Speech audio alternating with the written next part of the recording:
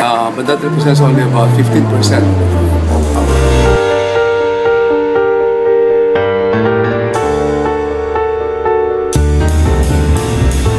Alam naman siguro ng lahat kung gaano kayaman ang former senador at businessman na si Manny Villar.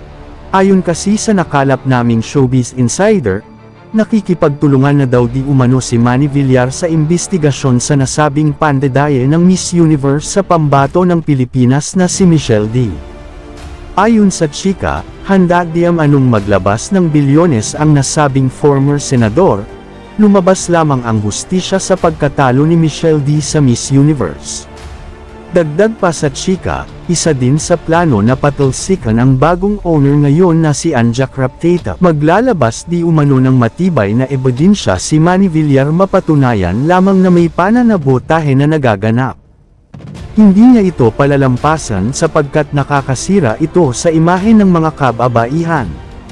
Sa ngayon ay nakikipagtulungan at nakikipag-ugnayan na ito sa nasabing organization at makakamit din ni Michelle D ang hustisya sa huli.